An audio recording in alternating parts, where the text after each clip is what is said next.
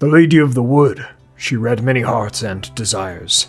Now why did not we wish for some of our own kinsfolk, Legolas?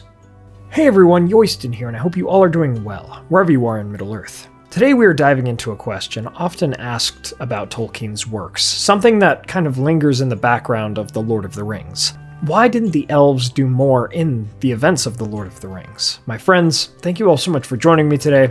Let's get right into it and begin our tale.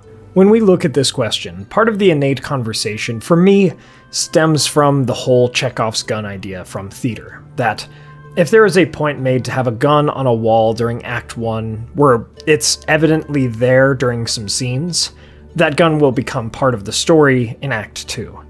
This idea has become rather well known in the grand scheme of storytelling, yet playing with it can offer an interesting subversion of expectations within a story. Regardless of when this idea came to really be, that seems to be part of what's happening here with why the elves didn't do more during the events of The Lord of the Rings.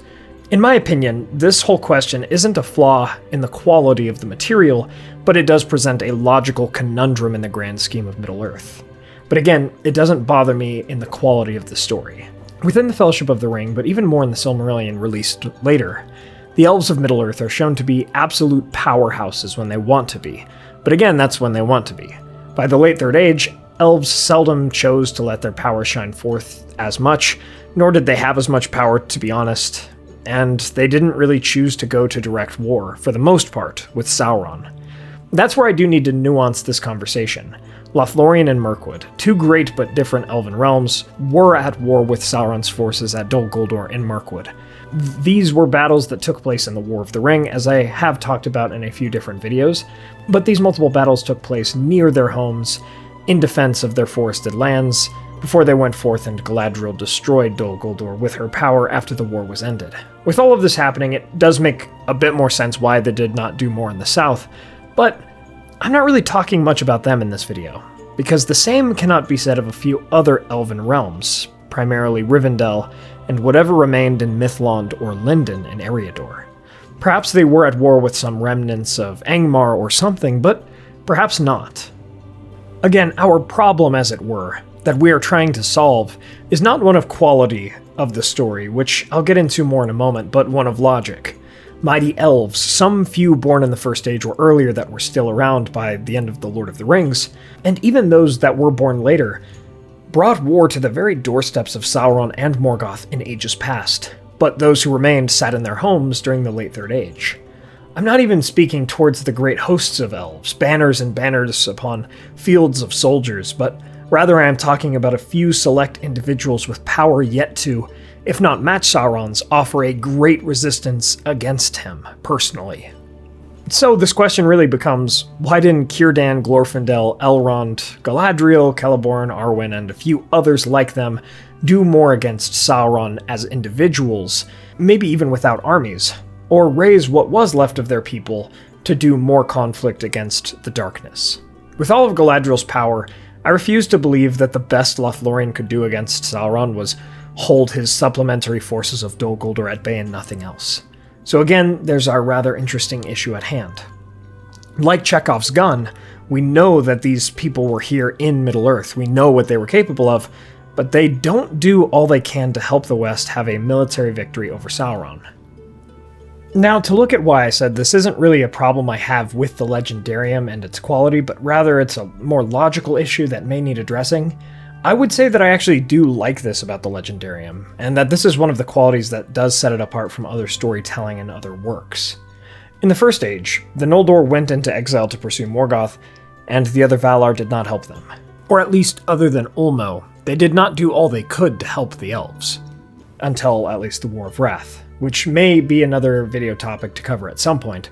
Just as in The Lord of the Rings, the elves did maybe a bit more than the Valar did before the War of Wrath, but still they did not do all they could have done during the War of the Ring. Elrond could have donned some armor, Glorfindel could have been the Sword of Gondor in the south, and Galadriel could have dealt some more damage with her powers, but they chose not to. Perhaps this was because they were in a time of diminishment. Perhaps that diminishment, the fading of the elves, had a more symbolic element to it, meaning that, like how Gandalf could not show his full power as a Maya, and the Valar could not and would not intervene against Sauron directly, The elves were limited in some strange metaphysical or spiritual ways because of their fading and diminishment. Of course, it is possible that there were simply not enough elves either, left in Middle-earth to make much of a difference in the war, but that still doesn't really explain why Elrond, Glorfindel, and some others that we know were there did not do more. The fading of their ability to act in all power or a self-imposed ban on their explicit actions, however, just might be the best explanation we have. We know that through Galadriel's warning to Legolas about the sea and its call, and how the elf was never the same after he beheld the call of the birds at Pelargir, perhaps the call for the diminishment of the elves showed itself in many different ways, and maybe the lack of desire to take a straightforward approach and open action in combat against the enemy on most occasions was one such part of that. Again, this doesn't really apply holistically, as Glorfindel opposed the Nazgul openly, and Elrond did use his power upon them through the Bruinen River, but they did not march themselves to Gondor to join the fight alongside Faramir and his rangers, or go to Lothlorien to fight against Dol Guldur, or anything like that.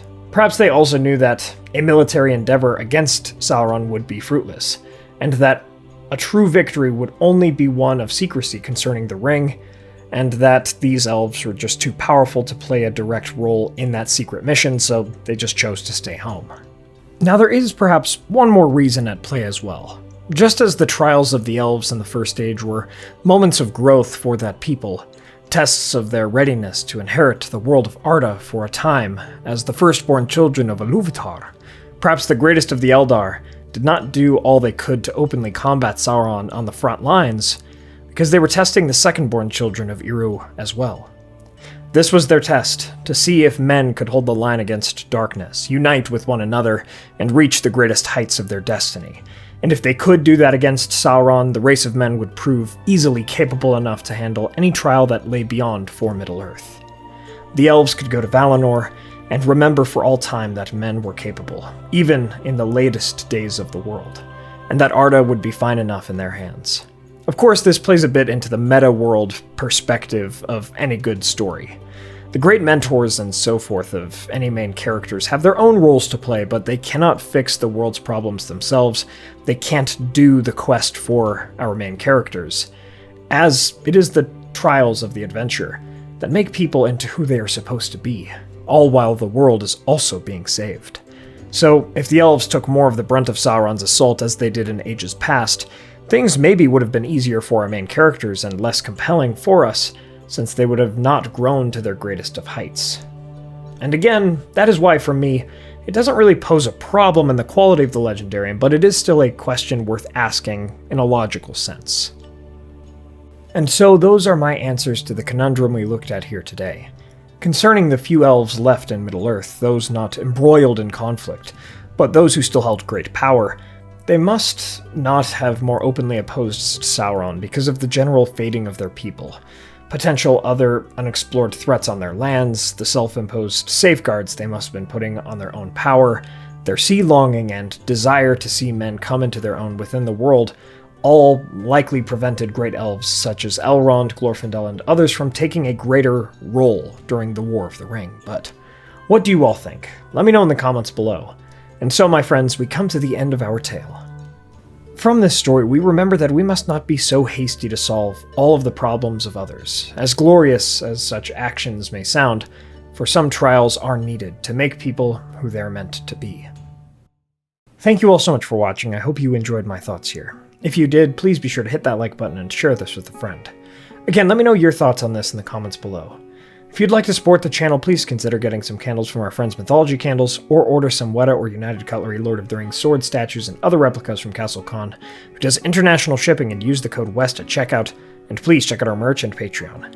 Thanks to our Valar tier patrons and YouTube members, Peter Shepard, Blair Scouten, Merton, John Hume, Elizabeth Calvert, Maz Gibbs, Reese Jenkins, Arthur Merlin, Dale Davis, Kingswald Project, Robert Bogue, Theodore, and Moon Viper.